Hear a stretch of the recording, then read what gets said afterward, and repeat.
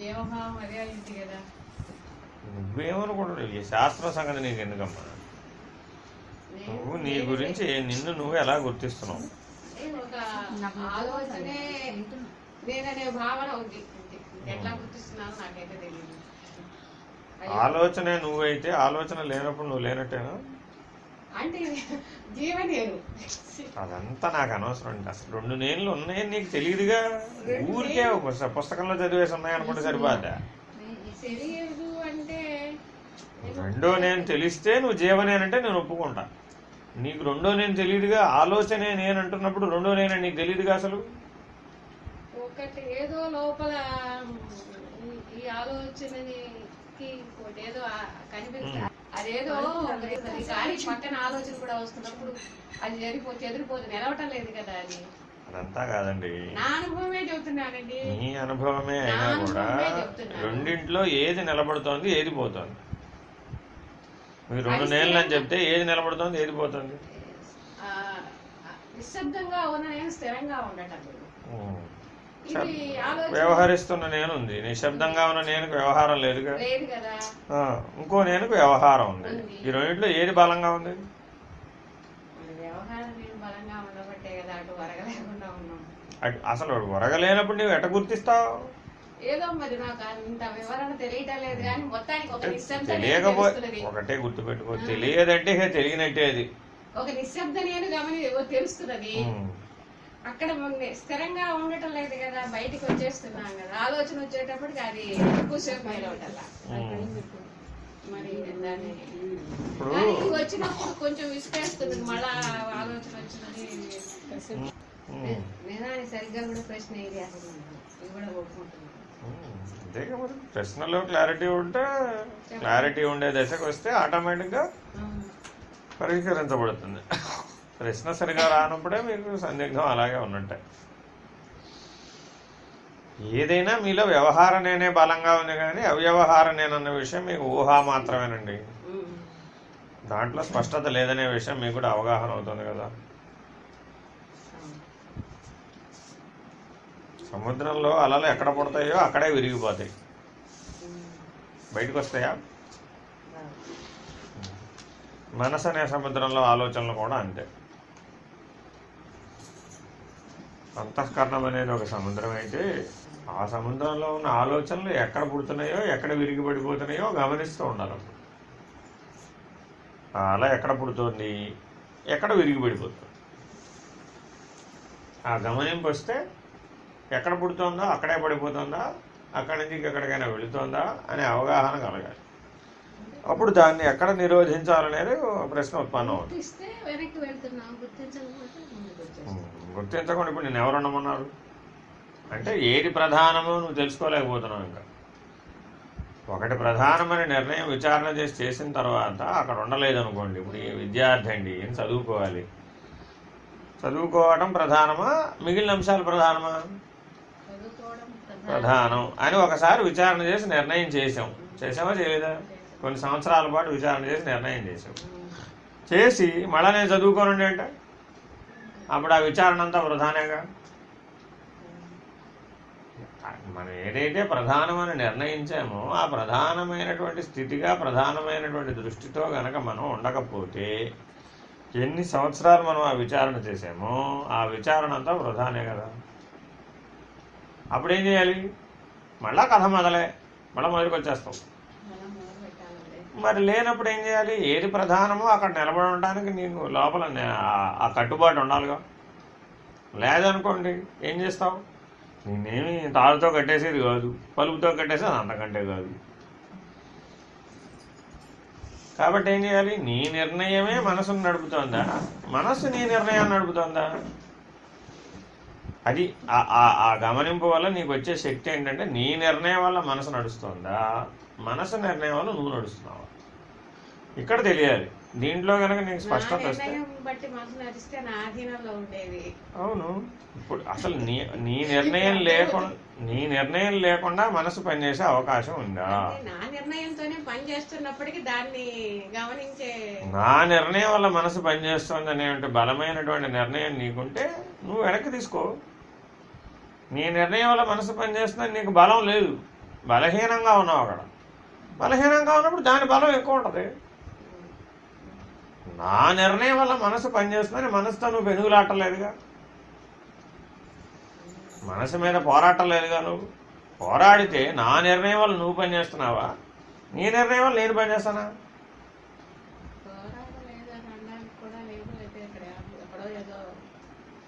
పోరాడితే నీకు ఒక నిర్ణయం కలగాలిగా. నిర్ణయం అయితే వచ్చింది కానీ స్థిరంగా స్థిరంగాని దాని నిర్ణయం అని ఎట్లా అంటావా అమ్మా? అసలు అది ఎట్లా కుదురుతుంది? ఓ పక్క నిర్ణయం అంటావు, ఓ పక్క స్థిరం కాలేదంట. స్థిరం అంటేనే నిర్ణయం అని అర్థం. స్థిరం కాలేదంటే అది నిర్ణయం కానే కాదంటే. నువ్వు జంతువు అంటే ఒప్పుకుంటావా? ఒప్పుకోవు కదా. మనిషి అంటేనే ఒప్పుకుంటావు. ఎందుకని? అది నీకు సహజం, స్థిరం నిర్ణయం. అట్లాగే వేదాంత పద్ధతిలో, ఆధ్యాత్మిక ప్రయాణంలో, అంతర్ముఖ ప్రయాణంలో ప్రతిదీ నిర్ణయంతో నడుస్తుంది. అక్కడ నిర్ణయం లేకపోతే అసలు అంతర్ముఖ ప్రయాణం సాధ్యమే కాదు. ఎందుకని? అక్కడ మరొక దాంతో చెప్పడానికి వీలు కాదు. అక్కడ అసలు నాకు వచ్చిన ఆలోచన విధానాన్ని బయటికి చెప్పలేకుండా ఉన్నాను కదా నేను. నీ ఎన్ని ఆలోచనలన్నా రాని అమ్మా. ఆలోచన అంటే ఆలోచన కాదు, ఒక నిర్ణయంగా ఒక విచారణ చేసినప్పుడు ఒక్కటే చెప్తున్నా నేను. నిర్ణయం అన్న తర్వాత దానికి తర్వాత తదుపరి పొడిగింపు లేదు కదా. పొడిగింపు ఎప్పుడైతే ఉంటుందో అది నిర్ణయం కాదు. నేను ఆత్మస్వరూపుడు అన్న మాట అక్కడ నిర్ణయం చేసావనుకో, దాని తర్వాత పొడిగింపు లేదు ఆలోచనకి. అది అక్కడ ఆగిపోతుంది. ఆలోచన కొనసాగించబడుతుందంటే అర్థం ఏమిటి? అంతే.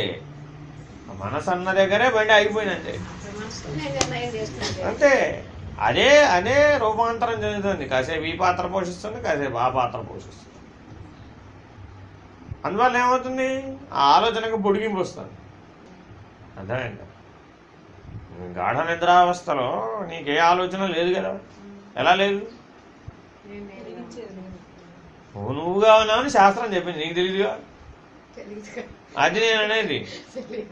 నువ్వుగా ఉన్నావని శాస్త్రంలో చదువుకుని నిర్ణయం చేస్తే కుదురుతుంది? శాస్త్ర నిర్ణయం వాచాగా తెలుసుకోవడానికి పనికి వస్తుంది.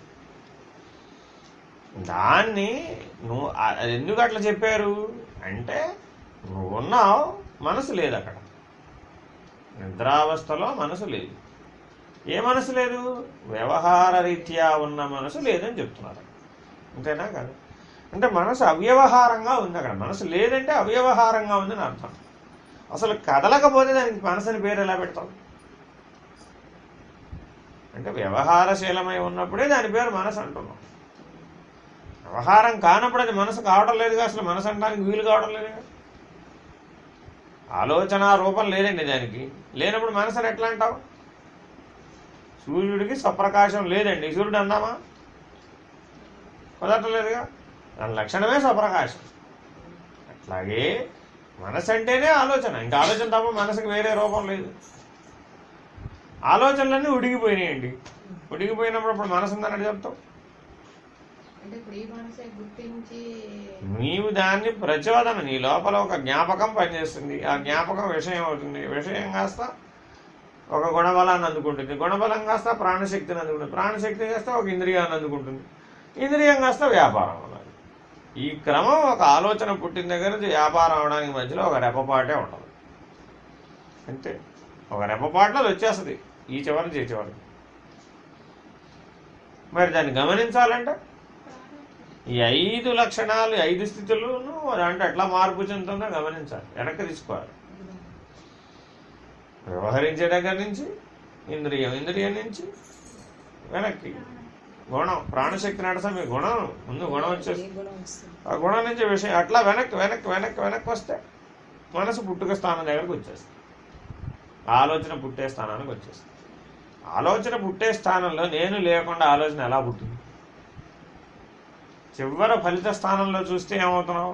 ఎప్పుడూ పశ్చాత్తాప స్థితిలోనే ఉంటావు. అది అంటే అది పుడుతూ ఉంటుంది, రెప్పపాట్లో అది అవుతుంది, ఆ పని జరుగుతుంది.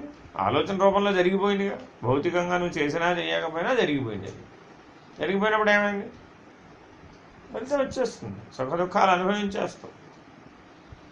ఆ సుఖ దుఃఖాల చేత ప్రభావితం అవ్వకుండా ఎట్లుంటావు అప్పుడు? అయితే మళ్ళీ ద్వంద్వభావంలోకి వచ్చేస్తుంది. ద్వంద్వభావంలోకి వస్తే మళ్ళీ జన్మ మరణాలు వస్తాయి, మళ్ళీ స్మృతులు ఏర్పడతాయి. నీకు తెలియాలి. నాయన ప్రభావితం కావడం లేదంటే ఎక్కడ ఉండాలి అప్పుడు? నువ్వు మనసు పుట్టుక స్థానంలో ఉన్నావు అప్పుడు మాత్రమే ప్రభావితం కాకుండా ఉంటావు. అంటే సగం పరిష్కరించవు, విషయ సమత్వం దాకా పరిష్కరించవు. కానీ విషయంగా అయిన తర్వాత ఆచరణకు రాకపోవచ్చు. కానీ ఆలోచన పుట్టిన దగ్గర నుంచి గుణంగా మారి విషయంగా వచ్చేస్తుంది కదా. గుణం నుంచి విషయం దాకా లోపల సూక్ష్మ శరీరంలో పని జరిగిపోతుంది అక్కడ. ఆ దాని నుంచి రావాల్సిన సుఖం దుఃఖం నీకు వచ్చేస్తాయి అక్కడ సూక్ష్మ శరీరంలో. అవి కళలో అనుభవించబడిపోతాయి నీకు తెలిసినా తెలియకపోయినా. అది మనసు లోపల జరిగిపోయే యంత్రాంగం అది. అంటే ఒకప్పుడు ఆ లోపలే ఆ సుఖ దుఃఖాన్ని అనుభవించాము, జరుగుతూ ఉన్నప్పుడే సుఖమో దుఃఖమో దాని ఫలితాన్ని అనుభవించాము లోపలే. కానీ ఇప్పుడు ఆ లోపల అనుభవం కూడా తగ్గింది. కానీ మీరు ఇప్పుడు కళల రూపంలో అది తన పని తాను చేస్తూ ఉంటుంది. తన పని తాను చేస్తున్నది. కాబట్టి ఇప్పుడు ఏం చేయాలి? ఆలోచన పుట్టే దగ్గరే దాన్ని విచక్షణతో వినియోగించాలి. దీంతో ఇప్పుడు నాకేంటి పని అసలు? సముద్రం దగ్గరికి ఎందుకు వెళ్ళమంటారండి ఈ వైశాఖ పౌర్ణం కన్నా మాఘ పౌర్ణంకి? అది అలా కొత్తలు వస్తుందా పాతాలే ఉందా? ఎప్పటికప్పుడు కొత్తలు వస్తుందా పాతాలే ఉంటుందా? ఏ అలక ఆలే వస్తుంది, కొత్త పాత లేదు అసలు అక్కడ. ఏ అలక ఆలే వస్తుంది, ఏ అల ఎక్కడ పుట్టిందో అక్కడే పోతుంది. మరి సముద్రం ఏమన్నా మారుతుందా? మారడం లేదు. ఈ సత్యాన్ని గ్రహించాలని మన సముద్రానికి వెళ్ళమన్నారు. అంతేగాని 3 సార్లు మునిగి రావడానికి కాదు. 3 సార్లు మునిగితే ఏమొస్తుంది సముద్రంలో?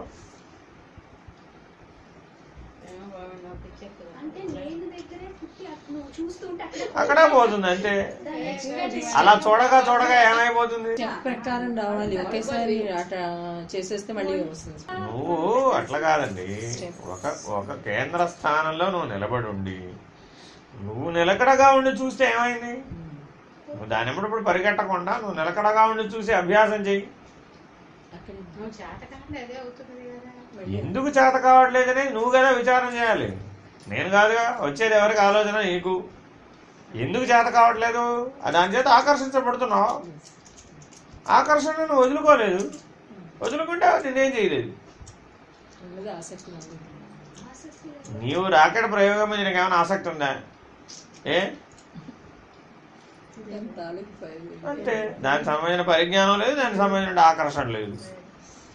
ఏ పరిజ్ఞానం ఉందో నీకు, ఏ ఆకర్షణ ఉందో అవే నేను ఆకర్షిస్తాయి అంతే. ఆ ఆకర్షణతో నాకు సంబంధం ఉందని అనుకున్నంతకాలం అక్కడే ఉంటావు.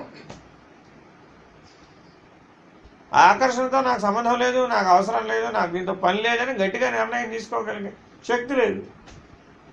ఆ ప్రాధాన్యతను ఇటు మార్చుకోగలిగే శక్తి లేదు. మాటకు ఆత్మస్వరూపం అనుకోవటమే తప్ప మార్చుకొని జీవించలేకపోతే ఏమవుతావు?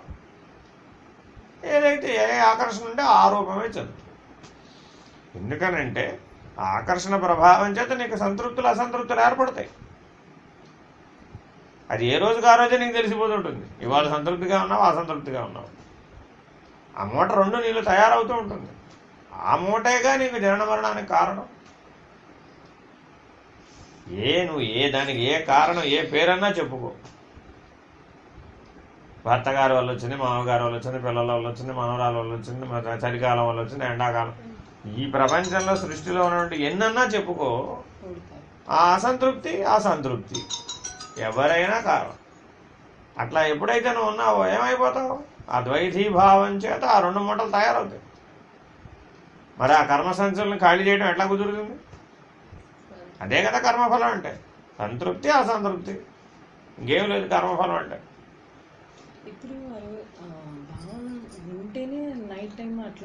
నువ్వు దానికి స్పందించకుండా ఉండాలండి.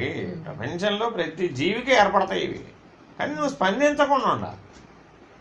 స్పందిస్తే నీ లోపల ఇంప్రెషన్ ఏర్పడుతుంది, స్మృతి ఏర్పడుతుంది. ఆ స్మృతే మరల పనిచేస్తూ ఉంటుంది. ఒక వ్యక్తి ఎడల నీకు ఒక వ్యతిరేకత ఏర్పడిందండి, దానికి బలం ఇవ్వలేదు, నువ్వు ఊతం ఇవ్వలేదు, అప్పుడేమవుతుంది? అక్కడే బలపడదు. ఇక అదే దానికి ఊతం ఇచ్చావు, బలం ఇచ్చావు. పదే పదే వచ్చేస్తూ ఉంటుంది.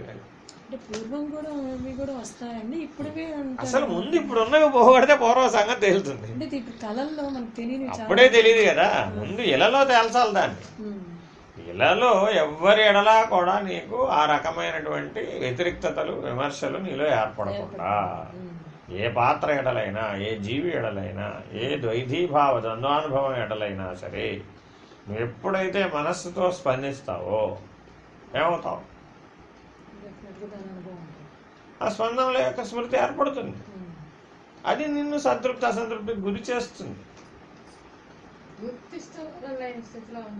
మరి ఏం చేస్తావు? అదేనమ్మా, మంచిది, సంతోషం. ఇంతకుముందు పూర్వంతో పోలిస్తే ఇప్పుడు మెరుగే. అదే ఇప్పుడు రజోగుణ తమోగుణ పద్ధతిగా జీవించడం కంటే సత్వగుణ ధర్మంగా జీవించడం ఉత్తమమే. సత్వగుణ ధర్మంగా జీవించడం అంత ఆ మార్పు చేసుకోవడం తక్కువ పనేం కాదు. అది అదేమంత ఈజీ అయిన పని కూడా కాదు. కానీ సత్వగుణాన్ని బయటపడాలి అంటే చాలా సమయం పడుతుంది. రజోగుణ తమోగుణం నుంచి బయటపడటమే సులభం. ఎందుకని? వాటి వల్ల దుఃఖం వస్తుంది వెంటనే. సత్వగుణం వల్ల దుఃఖం రాదు, సుఖం ఉంటుంది ఎప్పుడు. ఆ సుఖంలోంచి బయటకు రావు. నిద్రా సుఖంలోంచి ఎట్లయితే బయటకు రావాలనిపించదో, ఈ సత్వగుణ సుఖంలోంచి కూడా అంతే. కాబట్టి అట్లా నిద్రా సుఖంలోంచి మెలకు ఎట్లా వస్తున్నావు? తీరిపోయినాక వస్తున్నావు లేదా? అట్లాగే ఈ సాత్విక సుఖాన్ని అనుభవించగా అనుభవించగా అనుభవించగా ఇక దాని మీద నీకు ఆ వ్యామోహం ఉండదు అనమాట. ఒక్కటే గుర్తుపెట్టుకోండి, అనుకుంటే సరిపోదు. అనుకున్న వెంటనే చేయడానికి నీ దగ్గర అంత శక్తి ఏది? కాబట్టి క్రమానుగతశీలంగా మార్చుకురావడం దాన్ని రెప్పపాటులో మార్చడానికి వీలవుతుంది కదా. నీకున్న బలాన్ని బట్టి ఎవరైనా సహాయం చేస్తారు, అంతేగాని నీకు బలం లేకుండా ఎవరు సహాయం చేసినా ఏం ప్రయోజనం. సాక్షాత్ ఈశ్వరుడే వచ్చి నీకు సహాయం చేసినా నీకు శక్తి లేకపోతే దాన్ని ఎట్లా తీసుకోగలదు? ఆయన దగ్గర ఎంతో పెద్ద పవర్ ఉండొచ్చండి, పిడుగులో ఎంతో శక్తి ఉంది. మనం తీసుకుంటే ఏమవుతాం? గ్రహించేది లేకపోతే. కాబట్టి రిసీవర్ కెపాసిటీని బట్టే ఉంటుంది ఏదైనా. అంతేగాని ఇప్పుడు నాకు అర్జెంటుగా అయిపోలేదు, ఇప్పుడు నేను అర్జెంటుగా అవతలకి దాటిపోలేదంటే ఈ ఉపాధికి, ఈ అంతరంగానికి, ఈ జన్మకి, ఈ ప్రారంధాన్ని అధిగమించడానికి, ఈ కర్మఫలాన్ని అధిగమించడానికి నీ సాధనా బలం ఎంత ఉందో దాన్ని బట్టి కదా నీ కెపాసిటీ. మూడవస్థలో 24 గంటల్లో మనం ఎంతసేపు సాధనలో ఉంటున్నాం ఒకసారి ఆలోచించుకో. దాన్ని బట్టి కదా నీ బలం ఏర్పడేది. దానికోసం నువ్వు ఎంతగా వెంపర్లాడతావో ఆ సాధనా బల స్థితిలో బుద్ధి ఎంతసేపు నిలబడి ఉంటుంది అన్న దాన్ని బట్టి కదా నువ్వు నీ రిసీవింగ్ కెపాసిటీ పెరిగేది. ఆశీర్వచనం అందరికీ ఒకటే, ఒక్కొక్కరికి ప్రత్యేకంగా ఏమి ఇవ్వరు. నీ శక్తిని బట్టే స్వీకరిస్తావు. ఎంత ఇప్పుడు సూర్యుడు అందరికీ ఒకటేగా ప్రకాశం, మనం ఎంత స్వీకరించాము? అట్లాగే ఏదైనా సరే ఈశ్వరానుగ్రహమైనా అంతే, గురువు అనుగ్రహమైనా అంతే. ఎవరిదైనా నీ సాధనా బలం, నీ ఆర్తి ప్రభావం చేత నువ్వు ఎంత ప్రభావితం అవుతావో అంతే నువ్వు స్వీకరించగలుగుతావు. సముద్రం దగ్గరికి చెంచా పట్టుకెళ్తే చెంచా నీళ్ళు తెస్తావు, గంగాళం పట్టుకెళ్తే గంగాళం నీళ్ళు తెచ్చుకుంటావు అని చెప్పేసి మా ఉపమానం అదనమాట. కాబట్టి మనం రోజువారీ జీవితంలో ఉదయం నుంచి రాత్రి నిద్రపోయే లోపల ద్వంద్వ ప్రవృత్తితో మనం ఎంతసేపు ఉంటున్నాం అది ప్రధానంగానే కనబడుతుంది. అది చేసేటప్పుడు అది అది ప్రధానంగా అనిపిస్తుంది. అది అట్లా లేకపోతే అక్కడ తప్పు అనిపిస్తుంది కూడా. కానీ అవతల పక్క తక్కెళ్ళలో ఏం పెట్టాలి? త్రాసులో మోక్షం పెట్టాలి. ఆ పరమ ప్రయోజనాన్ని దీనికోసం పోగొట్టుకున్నామా? సత్యమేనండి, యువతల కోహినూరు వజ్రమే, కానీ అవతల పక్క త్రాసులో ఏం పెట్టాం? పరమాత్మను పెట్టాం, అక్కడ మోక్షాన్ని పెట్టాం. మరి ఇప్పుడు పరమాత్మని మోక్షాన్ని వజ్రం కోసం పోకూడదామా? పోకూడదామంటే అప్పుడు ఏమైంది? వజ్రమే ప్రధానమైంది, మోక్షం పోయి. మోక్షమే ప్రధానం అంటే ఇది పోయింది, ఏదో ఒకటి పోద్ది. ఈ పోతే వచ్చినటువంటి నష్టాన్ని, దుఃఖాన్ని నువ్వు పొందకూడదు. కానీ పొందకుండా ఉంటావా లౌకికంలో? అది అక్కడ ఉంటుంది అన్నమాట అంతా మెలిక. ప్రకృతి ధర్మంగా ఏవైతే ఉన్నాయో ఆ ప్రకృతి ధర్మంగా నీ మీద పని చేసినప్పుడు, ఆ ప్రకృతి ధర్మం చేత ప్రేరేపించబడినప్పుడు, ఆ ప్రకృతి ధర్మంగా నువ్వు ప్రవర్తించేటప్పుడు ఇవన్నీ ఎవరి తలంలో అవి పనిచేస్తూనే ఉంటాయి. శరీర తలంలో శరీరం పనిచేస్తుంది, ప్రాణతలంలో ప్రాణం పనిచేస్తుంది, మనస్తలంలో 5 కోశాలు వాటి తలంలో వ్యవహరిస్తాయి. అది సృష్టి ధర్మం. దాన్ని వెనక తిప్పడం కుదరదు. కానీ ఆ వ్యవహారశీలతలో నువ్వు అవ్యవహారిగా ఉండాలి. అది కదా పంచకోశ విచారంలో చెప్పింది. అవి వ్యవహరించమని చెప్పారా? పోయిన వాటి వ్యవహారాన్ని ఆపమన్నారా? రెండూ అసహజ పద్ధతులు అవి. అర్థమైందా? వాటిని నీ స్వాధీనపరుచుకునే పద్ధతిలో ఒక సాధనా రీతిలో వాటిని మలుచుకోమన్నాడు. ఎందుకు మలుచుకోవాలి? వాటి వ్యవహారశీలతలో నువ్వు కేంద్ర స్థానంలో ఉండి అవ్యవహారిగా ఉన్నావా లేదా? నిజానికి అట్లా ఒక కోశం మీద ఒక కోశం ఉన్నాయా? లేవు. ఎక్కడ ఉన్నాయి? అన్నీ 5 కలిసే పని చేస్తున్నాయి. చెప్పేటప్పుడు ఎట్లా చెబుతున్నావు?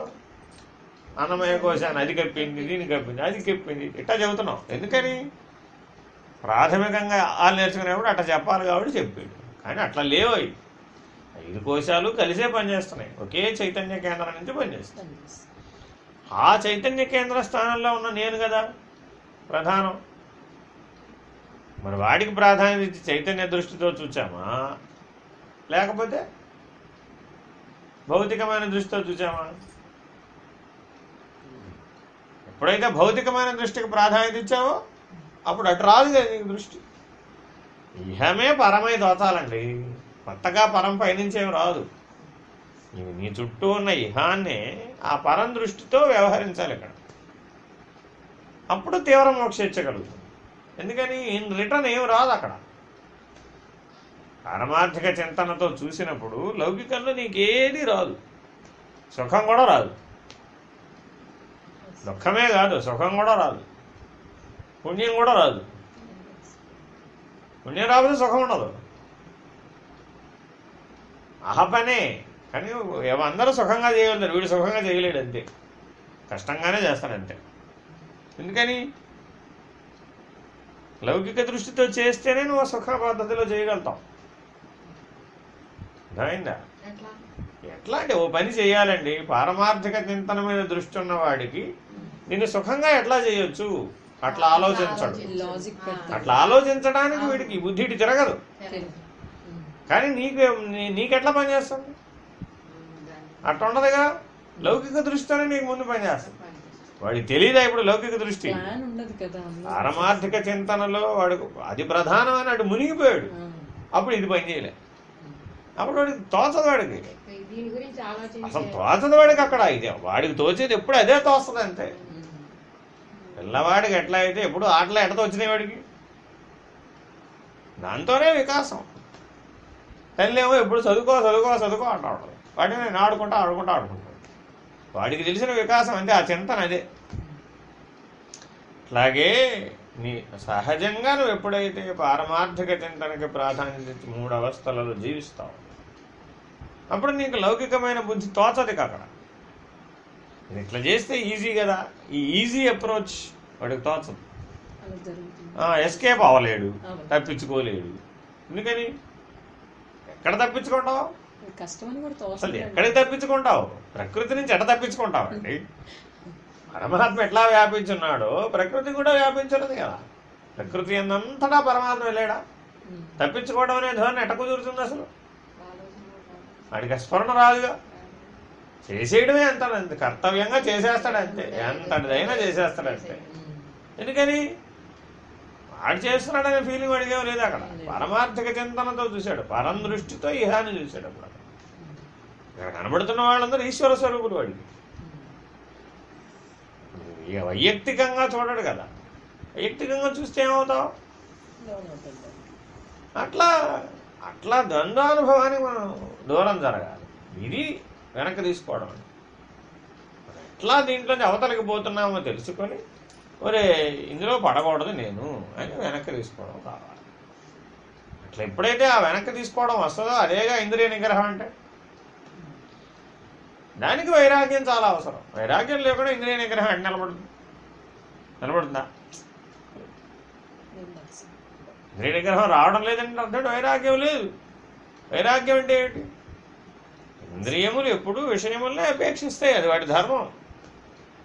నువ్వు విషయముల యందు అపేక్ష లేకుండా ఇంద్రియాలను ప్రవర్తింపజేయాలి. అపేక్షను పోగొట్టడం వైరాగ్యం, అంతేగాని ఇంద్రియ వ్యవహారాన్ని పోగొట్టడం కాదు. అంతేగా.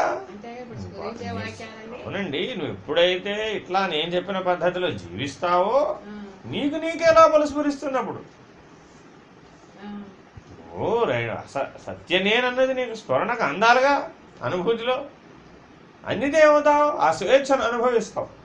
అప్పుడు ఈ బంధంలో పడకుండా ఉంటావు. ఊహామాత్రంగా ఉంది ఆ సత్యనేను.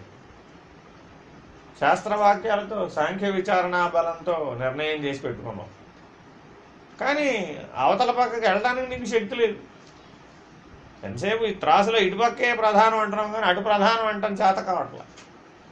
ఎందుకు చేత కావట్లా? కరెక్టేనమ్మా, తెలుసుకోవడం వరకు బాగానే ఉంది. తెలుసుకున్న తర్వాత ఏం చేయాలి? జ్ఞాతం ద్రష్టం కదా, ప్రవేశం. జ్ఞాతంతో సరిపెట్టేస్తానంటే అట్ట అక్కడికే సరిపెడతావు. అప్పుడు వచ్చే జన్మకు మళ్ళా మొదలెట్టావు కథ అక్కడి నుంచి. అందుకని ఎంత అయితే అంత మీరు సాధన ఎందుకు చేయమంటున్నారు? నిరంతరాయంగా నువ్వు పారమార్థిక చింతనతోటే ఉండాలి, నిరంతరాయంగా వైరాగ్యంతో ఉండాలి, నిరంతరాయంగా ఆ మోక్షేచ్ఛతోటే ఉండాలి. ఎంటీగా ఉంటే విషయ సమత్వం. విషయాలు రానంత మాత్రాన ఆత్మస్వరూపుడుగా నిర్ణయం చేసేయడానికి వీలుందా? ఇప్పుడు సూర్యుడు ఉన్నాడా లేడా అని ఎప్పుడు ఎలా చెప్పావు? విచారణతో చెప్పావు, అంతేనా కాదు? అట్లాగే విషయాలు లేకుండా ఖాళీగా మనస్సు ఉందండి, ఆలోచనారహిత స్థితి అంటున్నావు. దాన్ని ఆలోచనారహిత స్థితిలో స్వప్రకాశ జ్ఞానం కలిగితే కదా నీకు ఆత్మసాక్షాత్కారం, అంతేనా కాదు? అసలు ఆలోచనారహిత స్థితే రాకుండా ఆత్మసాక్షాత్కారం వీలు కాదు, అర్హతే అది. కానీ ఆలోచనారహిత స్థితి దగ్గర ఆగిపోకూడదు. మనం గాఢ నిద్రావస్థలో కూడా ఆలోచనారహితంగానే ఉన్నాం. ఎలా అంటే అలా ఆలోచనారహితంగా నువ్వు మూడవస్థలో ఉండగా ఉండగా ఉండగా నీకు ఒక స్ఫురణ కలుగుతుంది. ఆ స్ఫురణతో కొత్త తెలివి వస్తుంది. ఏదైనా ఒకటి గుర్తుపెట్టుకుని నిద్రలోంచి మెలకు పెట్టొచ్చింది అని శాస్త్రంలో చెప్పాడు. అదేనమ్మా, శాస్త్రవాక్యం గురువాక్యాన్ని బట్టి నిర్ణయం చేసుకున్నావు, కానీ నీకెట్ట అవుతుందో తెలుసుకోలేకపోతున్నావు కదా. ఎక్కడ తెలుసుకోవాలి? నీకెట్లా అవుతుందో తెలుసుకోవాలి, అర్థమైందా? ఒక జీవిని చూడగానే నీకు అప్రియం తోస్తోందిగా. మురుగు కాలంలో పంది పడుకుని ఉందండి, అది చూడగానే నీకు అప్రియం వెంటనే స్ఫురించింది, అవునా కదా? ఓ గులాబీ పువ్వు చూడగానే ఆహా బాగుందని స్ఫురించింది. ఈ ప్రియం అప్రియం తోస్తున్నాయా లేదా? ఇట్లా ప్రతి జ్ఞానేంద్రియ విషయంలోనూ ఉందా లేదా? మరి స్ఫురిస్తుందంటే మరి అక్కడ మనం ఏం చేస్తున్నట్టు? ఆ దర్శన విషయాన్ని స్వీకరించాక దృగ్విషయాన్ని స్వీకరించావు. స్వీకరించగానే మనసు తన ప్రతిస్పందన ఇవ్వాలా వద్దా? ఇచ్చింది. ఏమనిస్తుంది? ప్రియమనో అప్రియమనో ఇస్తుంది. ఇస్తే ఏమైంది? సుఖమా దుఃఖమా? ప్రియం అంటే సుఖం ఖాతాలో వేసేది, అప్రియం దుఃఖం ఖాతాలో వేసేది. వరుసగా లైన్లో పందులనే చూస్తూ వెళ్ళేవాడిని. ఏమంటావు? ఏట్రా బాబు ఇవాళంతా ఇలాగ అయిపోయింది. ఏమైపోయింది ఇప్పుడు నీకు? సృష్టి ధర్మంలో ఇవేమి లేవా? ఉన్నాయి కదా, అవునా కదా? నువ్వు దాని నుంచి నువ్వెందుకు స్వీకరించావు? Who asked you to receive it? అంతేనా కదా? రిసీవ్ చేసుకోవడం వల్ల ఏమయ్యావు? భోక్త అయ్యావు. భోక్త అయినాక కర్త కాకుండా ఉంటావు. If you are not the doer, how you are the experiencer? So I do అంటే as you sow as you reap. మరి ఇదేగా జీవభావం అంటే తగదా? ఎవరిని పెడతావో ఎవరెవరు పెట్టు, నువ్వేం పెట్టుకుంటావో నువ్వు ఎట్టన్నా పెట్టుకో. అల్టిమేట్గా నేనేం చెప్తున్నాను, నీ స్ఫురణ నీ స్మృతి పనిచేస్తుంది అక్కడ. ఆ స్మృతి పనిచేసి ఆలోచనగా మార్పు చెందే దగ్గరే నీ తెలివితేటలన్నీ వాడాలి, నీ విచారణా జ్ఞానం అంతా వాడాలి, నీ వేదాంత వాక్యాలన్నీ వాడాలి. దాన్ని వెనక్కి తిప్పాలి. మాటగా వ్యక్తం అయిపోయిందండి, మాటగా వ్యక్తం అయిపోతే అయిపోయింది. కర్మేంద్రియం దాకా వచ్చేసావు, ఫలితం రాకుండా ఉంటుందా అప్పుడు? మాట కూడా లోపల ఏదైనా ఒకటి అనుకుంటే లోపల నువ్వు అది ఎప్పుడు అసలు తెలియకుండా జారిపోతున్నది. అదేనమ్మా ఇప్పుడు అదే బలహీనత ఏర్పడిపోవటం. అప్పుడు అదే ఇప్పుడు ఏదన్నా బయట కనకపోయినా మనస్సులో ఉన్న బలహీనతగా ఇంద్రియాల్లో వ్యక్తం అయ్యేది. అది అసలు నాకు తెలియటం లేదు. ఆ సమయం వచ్చినప్పుడు ఆ వాక్యం అంత స్పీడ్ గా వచ్చేస్తున్నది.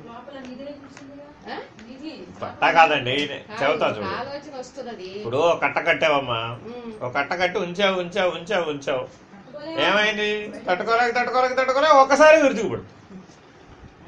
కొండ నిండగా నిండగా నిండగా నిండగా బళ్ళు మనం ఒకసారి ఎట్టా పగిలిపోతుంది. అది బయట కానకుండా ఎప్పుడో ఆ అవునండి, తెలివి ఉపయోగించి లోపల కడుస్తున్నావు మామూలు ఉన్నప్పుడు పరిష్కరిస్తా బయటకు వస్తుంది. లోపల ఉంది ఇప్పుడైనా అంతేగా, దూషించడం అని కాదు. ఏ అంశమైనా సరే ప్రకృతి ధర్మంగా మనసు వ్యవహరించడానికి కారణం ఏమిటి? దాన్ని పరిష్కరించకపోవడం. దాన్ని విచారణ ఎందుకు చేయమన్నారు? దాన్ని పరిష్కరించడం కోసమే విచారణ చేయమన్నారు. దైవీ భావంతో దాన్ని పరిష్కరిస్తే మరలా తలెత్తకుండా ఉంటుంది. దైవీ భావంతో మనం పరిష్కరించడం లేదుగా దాన్ని దేహభావంతోనే దాన్ని విచారణ చేసి దాన్ని అక్కడే పట్టుకోవాలని ట్రై చేస్తాం. ఎంతసేపు పట్టుకుంటాం? గుర్రాలు కళ్ళెం లాగా ఎంతసేపు పట్టుకుంటామండి? పట్టుకోలేవుగా. ఎంత ప్రయత్నం చేసినా అది వీలు కాదు. కాలు మీద ఇప్పుడు పాము ఉందండి, దాని మీద కాలే పెట్టావు, కాలు పక్కకు దిగానే కాటేస్తుంది. అట్లాగే ఇది కూడా దాన్ని పరిష్కరించాలి. పరిష్కరిస్తే ఏమైపోతుంది? అసలు నాకు అవసరం లేదని నేను పరిష్కరించేశానండి, ఇది అప్రధానం, నాకు అవసరం లేదు, మోక్షేచ్ఛ దృష్ట్యా ఇది కూడా నిషిద్ధమైన పని, నేను ముముక్షువునే గనకైతే ఇది నాకు నిషిద్ధము అని ఖాతా పెంచుతూ పో. ఏమైంది అప్పుడు? చెయ్యవుగా. ఇక అప్పుడు నిషిద్ధమైన ఖాతా పెంచుతూ పోతే నువ్వు చేయటం లేదుగా. దొంగతనం మనం ఎందుకు చేయటం? ఇప్పుడు నిషిద్ధం, అంతేనా కదా? అవకాశం ఉన్నా చేయడం లేదుగా. నీ కళ్ళ ముందు అక్కడ 1,00,000 రూపాయలు పెట్టారండి, అయినా సరే నీకు అవసరం ఉన్నా తీసుకో. ఎందుకని? అపరిగ్రహం. నాది కాదన్న వస్తువు నేను ముట్టుకోకూడదు అనే నిషిద్ధ ఒక నియమం పెట్టుకున్నావు లేదా? అట్లా నువ్వు యమనియమాల యొక్క బలం చేత మనసును నీకు స్వాధీనపరచుకోవాలి. దాన్ని ఎట్లా చేస్తావు? మోక్షేచ్ఛ నీలో బలంగా ఉంటేనే చేస్తావు. ఈ జన్మలోనే మోక్షం సాధించాలనే బలం నీలో పెరిగే కొద్దీ, ఆర్తి పెరిగే కొద్దీ, ఆ ప్రారంధం చేత నువ్వు బాధించబడే కొద్దీ, ఇంకా నేను కర్మఫలం నుంచి బయటపడలేదు, ఇంకా నేను కర్మాసక్తత నుంచి బయటపడలేదు, ఇంకా నేను ఈ విమర్శనాధారం నుంచి బయటపడలేదు, ఇంకా నేను ఈ విషయాల చేత ప్రేరేపించబడుతూనే ఉన్నాను, ఇంకా నేను శృతి చేత ఇంకా వాసనలు, ఇట్లా ఆ మూడుగా ఉన్న వాటన్నింటినీ నీలో దర్శిస్తూ ఉంటావు, గమనిస్తూ ఉంటావు. ఈ త్రిపుటి చేత నేను ఇంకా ప్రేరేపించబడుతున్నాను, ఈ త్రిపుటి చేత ఇంకా ప్రభావితం అవుతున్నాను నేను ఎట్లా ఈ సాక్షిత్వాన్ని పొందేది అని నీలో ఎంత చింత రావాలంటే చితి కూడా నిన్ను కాల్చలేనంత చింత రావాలి. ఆ మరణ వేదనని అధిగమించినంత చింత ఎప్పుడైతే నీకు వచ్చేస్తుందో అప్పుడు నీలో దైవం ఆవిర్భవిస్తుంది. నీ లోపలే ఏర్పడుతుంది. ఆ దివ్యత్వం ఏర్పడగానే ఇది పోతుంది. అయితే ఇది ఆ 104 జనం దాకా రావాలి. ఇది అది మీరు రానివారు. అది 99 జనం దగ్గరే దాన్ని అనకొడుతూ ఉంటాం, దాన్ని ఎత్తున వడ్డేస్తావు, అది అక్కడ ఊరుకుంటుంది, మళ్ళీ వస్తుంది. దాని పని అదే పని కాదు. ఆ వేదనని మనం ఎదగనివ్వం. ఎందుకని? దుఃఖాన్ని భరించడం మనకు అలవాటు ఉండదండి. లోపల దుఃఖం ఏర్పడేదాన్ని అనుభవించడం అంత ఈజీ కాదు. ఆ తప్పింపజేయడం అంత సులభం కాదండి. అదేగా చెప్పేది. ఇప్పుడు ఎంతసేపు చూసినా బల్లి తోక పట్టుకుని అట్లా వేలాడుతూ ఉండవే. అదే అట్లా అసలు నేనేమన్నానంటే ఇప్పుడు మీరు అటు సగం ఇటు సగం అట్లా గోడ మీద పిల్లివాడిన అక్కడ లాభంలే. ఇది పోతే నాకు కష్టం అండి, అది పోతే నాకు కష్టం అండి అంటే అట్టగా మధ్యమ విద్యార్థి అనమాట వీడు. ఉత్తమ విద్యార్థి కాదు వీడు. ప్రపంచం అంతా కావాలి, మోక్షం కూడా కావాలి. అది ఈ స్టోరీ లాభంలే. ఇదంతా కథ అన్నమాట. ఇది బయటికి మాటగా చెప్పేవన్నీ ఒట్టిదేనండి. ఎందుకంటే కర్మేంద్రియ వ్యాపారం కదా ఇది. ఎక్కడ తెలుస్తుంది నీకు? నీ లోపల తేలిపోద్ది దాని విషయం. తుర్యానికి రావడం అన్నది సత్శిష్యుడికి అసలు చాలా సులభం అండి.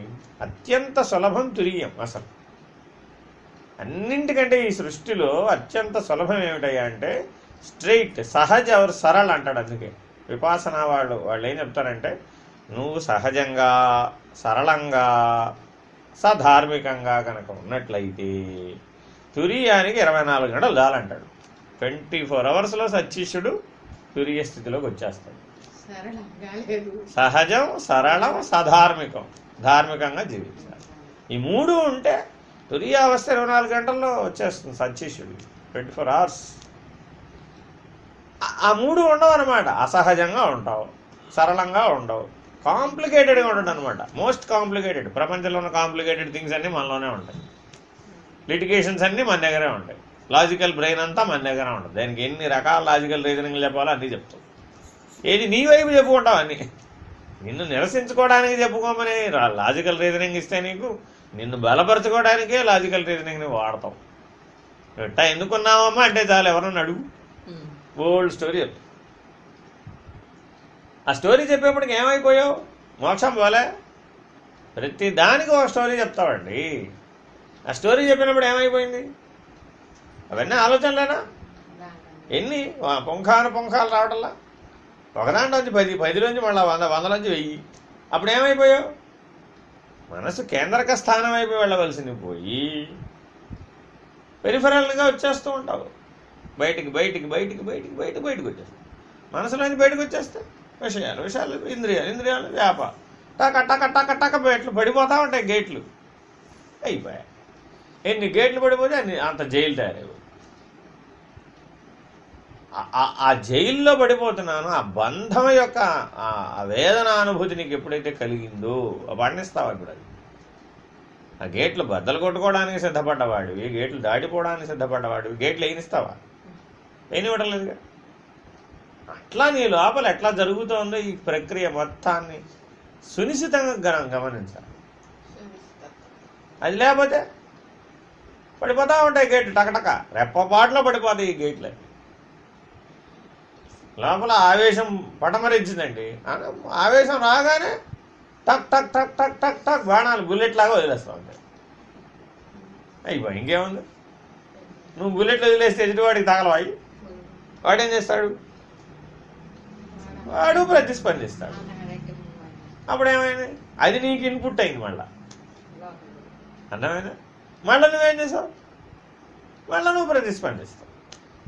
ఇది మనుషుల మధ్య స్పందన ప్రతిస్పందన, యాక్షన్ రియాక్షన్. ఏమైనప్పుడు